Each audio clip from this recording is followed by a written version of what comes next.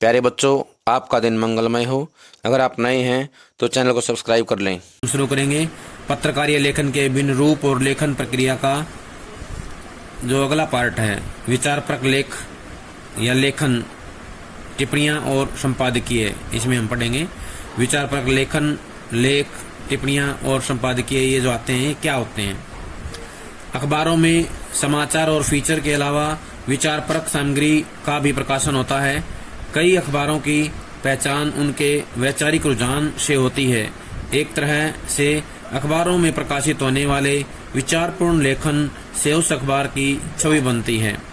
अखबारों में संपादकीय पृष्ठ पर प्रकाशित होने वाले संपादकीय अग्रलेख, लेख और टिप्पणियां इसी विचारपरक पत्रकारीय लेखन की श्रेणी में आते हैं। इसके अलावा विभिन्न विषयों के विशेषज्ञों या वरिष्ठ पत्रकारों के स्तंभ भी विचारपरक लेखन के तहत आते हैं। कुछ अखबारों में संपादकीय पृष्ठ के सामने ओप एड पृष्ठ पर भी विचारपरक लेख, पृष्ठ, टिप्पणियां और स्तंभ प्रकाशित होते हैं। संपादकीय लेखन, संपादकीय पृष्ठ पर प्रकाशित होने वाले संपादकीय को उस अखबार की अपनी आवाज माना जाता है। यहाँ पर एक प्रश्न बनता है, संपादकीय को क्या कहते हैं? तो बताना है अखबार की आवाज। या प्रश्न आ जाए, अखबार की आवाज किसे कहा जाता है? तो संपादकीय को किसे कहते हैं? संपादकीय को अखबार की आवाज कहा जाता है। संपादकीय के जरिए अखबार किसी घटना, समस्या या मुद्दे के प्रति अपनी राय प्रकट करते हैं। संपादकीय किसी व्यक्ति विशेष का विचार नहीं होता, इसलिए उसे किसी के नाम के साथ नहीं छापा जाता। संपादकीय लिखने का दायित्व उस अखबार में काम करने वाले संपादक और उनके सहयोगियों पर होता है।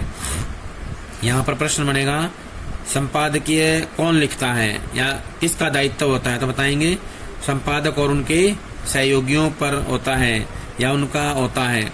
आमतौर पर अखबारों में सहायक संपादक संपादकीय लिखते हैं। कोई बाहर का लेखक या पत्रकार संपादकीय नहीं लिख सकता।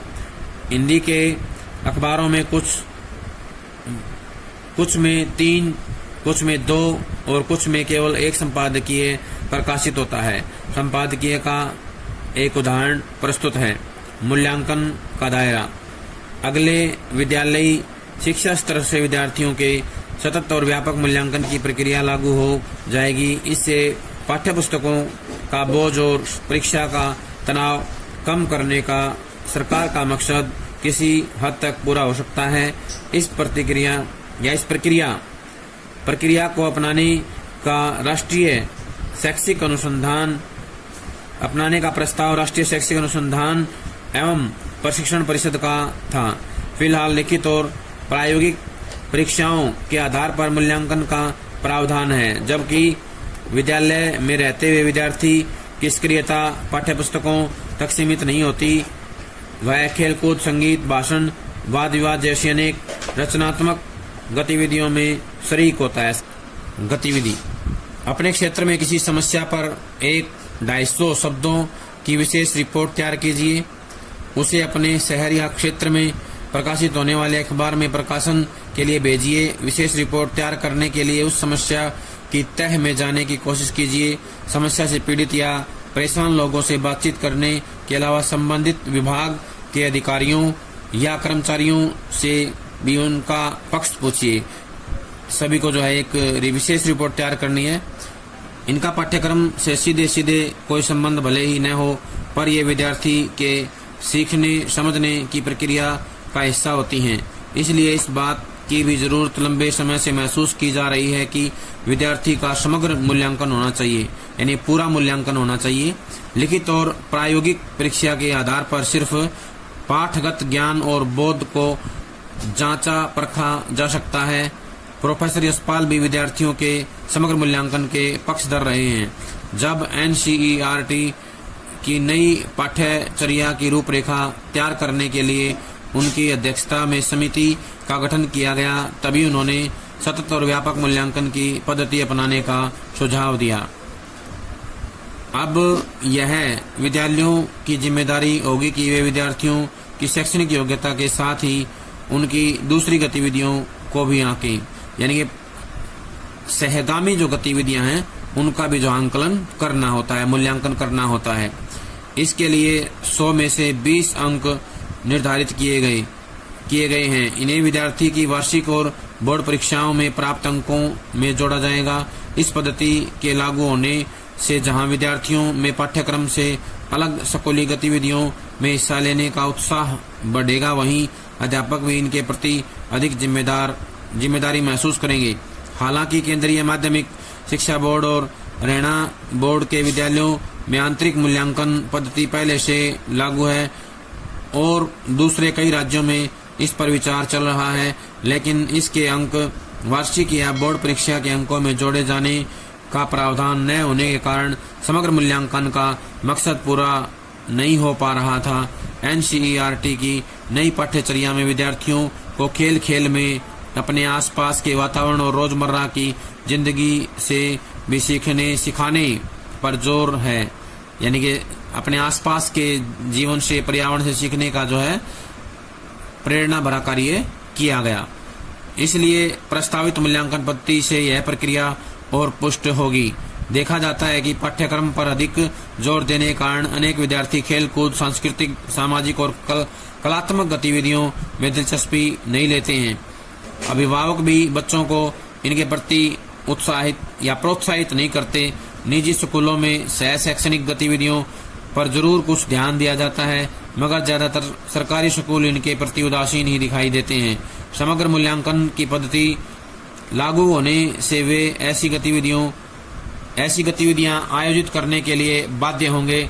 चूंकि इस पद्धति में विद्यार्थी की सामाजिक सक्रियता और अनुशासन जैसे गुणों का भी मूल्यांकन आवश्यक होगा, इसलिए अध्यापकों की भूमिका अध्यापन तक सीमित नहीं रहेगी। शिक्षणेतर गतिविधियों की बाबत अध्यापकों में जागरूकता और जानकारी की कमी भी विद्यार्थियों की कलात्मक, सांस्कृतिक या सामाजिक कार्य संबंधी क्षमताओं के विकास में रोड़ा साबित होती रही है। इसलिए ऐसी गतिविधियों के मद्देनजर अध्यापकों के प्रशिक्षण पर भी ध्यान देना होगा।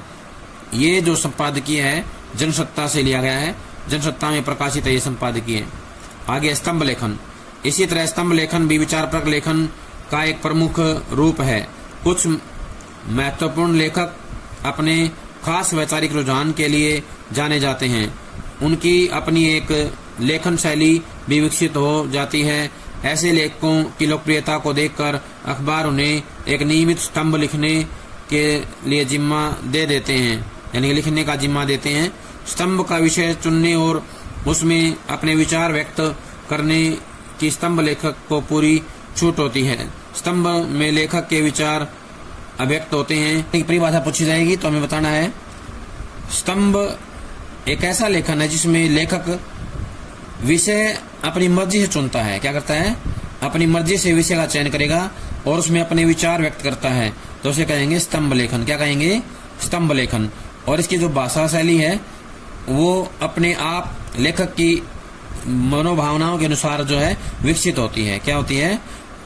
उनकी अपनी एक लेखन शैली विकसित होती है और उसी के आधार पर लेखक अपने विचार व्यक्त करता है। भावनाओं के आधार पर विकसित लेखन शैली के आधार पर जो लेख लिखा जाता है और उसका विषय जो है स्वयं लेखक चुनता है अपनी मर्जी से और अपने विचार व्यक्त करता है, उसे क्या कहते हैं? स्तंभ लेखन। बच्चों को स्वाधीन बनाओ। बच्चों को स्वाधीन बनाओ प्रेमचंद द्वारा संपादित हंस का संपादकीय है। हंस का जो है संपादकीय है। हम स्वतंत्र हैं, ये आजादी के दिन हिंदुस्तान का संपादकीय है। ये संपादकीय के उदाहरण है। प्रेमचंद द्वारा हंस पत्रिका जो है संपादित की गई थी। हंस पत्रिका का जो है ये उदाहरण है। बच्चों को स्वाधीन बनाओ, ये संपादकीय का उदाहरण है। प्रेमचंद द्वारा संपादित हंस में दिया गया है। और ये हम स्वतंत्र हैं, हम स्वतंत्र हैं आजादी के दिन के हिंदुस्तान का संपादकीय है। आजादी के दिन का हिंदुस्तान का संपादकीय है। ये कि स्तंभ अपने लेखकों के नाम पर जाने और पसंद किए जाते हैं, यानी कि लेखकों के नाम पे ये जाने जाते हैं और उनको लोग पसंद करते हैं। कुछ स्तंभ इतने लोकप्रिय होते हैं कि अखबार उनके कारण ही जाने पहचाने जाते हैं, अखबार उनके नाम से पहचाने जाते हैं। लेकिन नए लेखकों को स्तंभ लेखन का मौका नहीं मिलता है। संपादक के नाम पत्र। अखबारों के संपादकीय पृष्ठ पर और पत्रिकाओं की शुरुआत में संपादक के नाम पाठकों के पत्र भी प्रकाशित होते हैं। सभी अखबारों में यह एक स्थायी स्तंभ होता है। यह पाठकों का अपना स्तंभ होता है। इस स्तंभ के जरिए पाठक अपनी जो मुद्दे हैं या अपनी जो राय है वो अखबार को भेजता है। इस स्तंभ के जरिए अखबार के पाठक न सिर्फ अपने विभिन्न मुद्दों पर अपनी राय व्यक्त करते हैं बल्कि जन समस्याओं को भी उठाते हैं, यानी कि समाज की जो समस्याएं होती हैं उनको भी इसके माध्यम से उठाते हैं, अखबार में भेजते हैं लिख करके। एक तरह से यह स्तंभ जनमत का प्रतिबिंब है या प्रतिबिंबित करता है जनमत को, जनमत का प्रतिनिधि बिंब माना जाता है इसको। जरूरी नहीं कि अखबार पाठकों द्वारा व्यक्त किए गए विचारों से सहमत हो।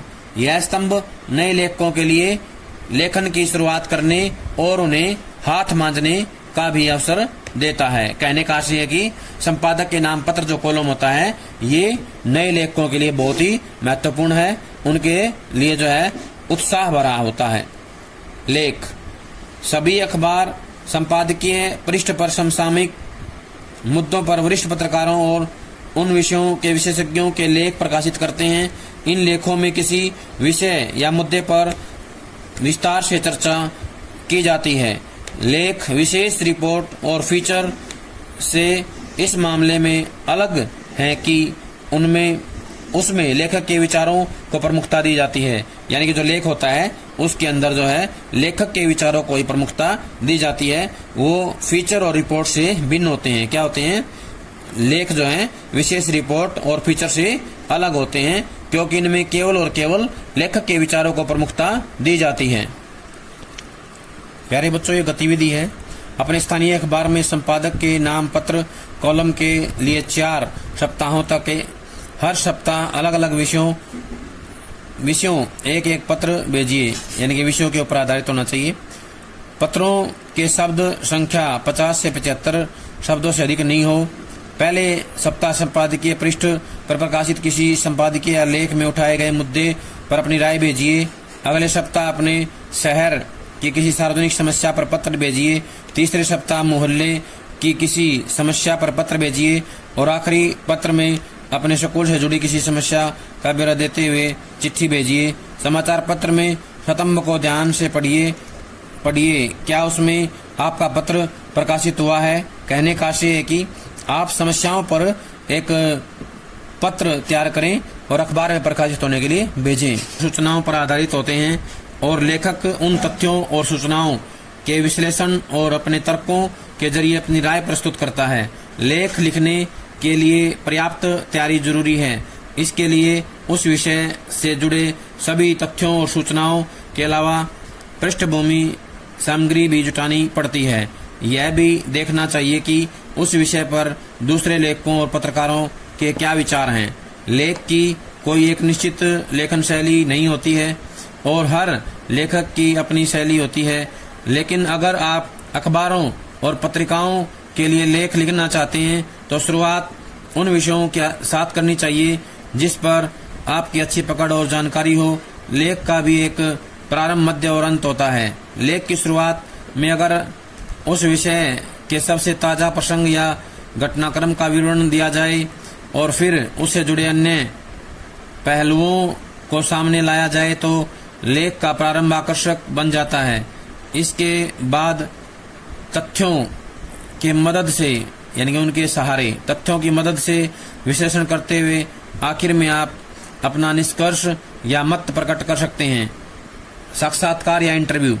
समाचार माध्यमों में साक्षात्कार का बहुत महत्व है। पत्रकार एक तरह से साक्षात्कार के जरिए ही समाचार, फीचर, विशेष रिपोर्ट या अन्य कई तरह के पत्रकारीय लेखन के लिए कच्चा माल इकट्ठा करते हैं। तो प्रश्न आएगा, साक्षात्कार का क्या उद्देश्य है? साक्षात्कार का मुख्य उद्देश्य क्या है? तो बताएंगे। साक्षात्कार जो है फीचर, समाचार, विशेष रिपोर्ट या अन्य कई तरह के पत्रकारीय लेखन के लिए कच्चा माल इकट्ठा करता है।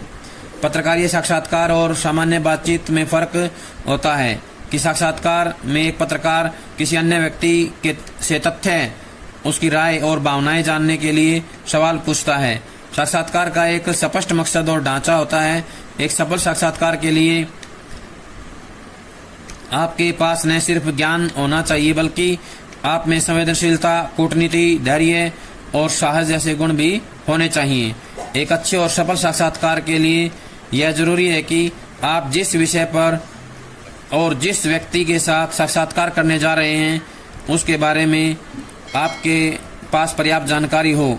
दूसरे, आप साक्षात्कार से क्या निकालना चाहते हैं इसके बारे में स्पष्ट रहना बहुत जरूरी है। आपको वे सवाल पूछने चाहिए जो अखबार के एक आम पाठक के मन में हो सकते हैं, यानी कि पाठक के मन के विचारों को हमें पूछना चाहिए। साक्षात्कार को अगर रिकॉर्ड करना संभव हो तो बेहतर है, लेकिन अगर ऐसा संभव न हो तो हमें बीच बीच में नोट्स ले लेना चाहिए। ये है कि हमें साक्षात्कार के बीच बीच में जो उत्तर दिए जा रहे हैं उनको नोट करते रहना चाहिए। कहने का आशय है कि जो प्रश्न पूछे जा रहे हैं उनके उत्तर हम रिकॉर्ड नहीं कर सकते हैं तो हमें उनको जो है लिख लेना चाहिए। साक्षात्कार को लिखते समय आप दो में से कोई भी एक तरीका अपना सकते हैं। एक, आप साक्षात्कार को सवाल और फिर जवाब के रूप में लिख सकते हैं, या फिर उसे एक आलेख की तरह से भी लिख सकते हैं। व्यक्ति चित्र फीचर समाचार का एक उदाहरण है। व्यक्ति चित्र फीचर क्या होता है उसके बारे में बताया गया है। मुंबई 16 अगस्त। देश को ब्रिटिश शासन से आजाद हुए 57 साल हो चुके हैं, लेकिन 84 साल के गांधीवादी माधवदास ठाकर से का मिशन अभी तक अनवरत जारी है। अनवरत होता है लगातार, अभी तक जारी है। वे होम्योपैथिक दवाओं से रोगियों का इलाज करते हैं और उनके लिए रविवार का दिन भी अन्य दिनों की तरह ही व्यस्त रहता है। वे सुबह 3 बजे उठकर स्नान कर लेते हैं, उसके बाद बोरीवली स्कूल का दौरा करते हैं, फिर 5 घर तक चरखे से सूत काटने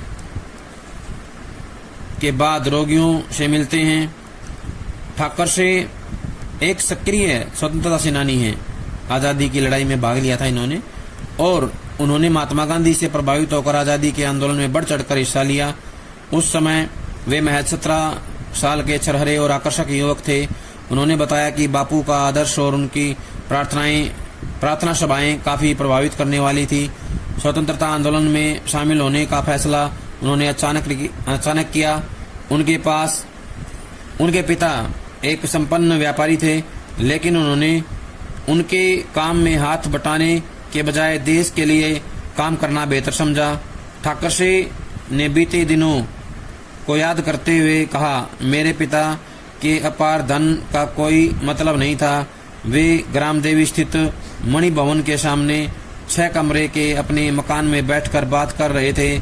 वे फिलहाल पिता का घर छोड़कर फोर्ट के एक कमरे के फ्लैट में रह रहे हैं और अपनी आय का ज्यादातर हिस्सा मुफ्त होम्योपैथिक दवाएं बांटने में खर्च करते हैं।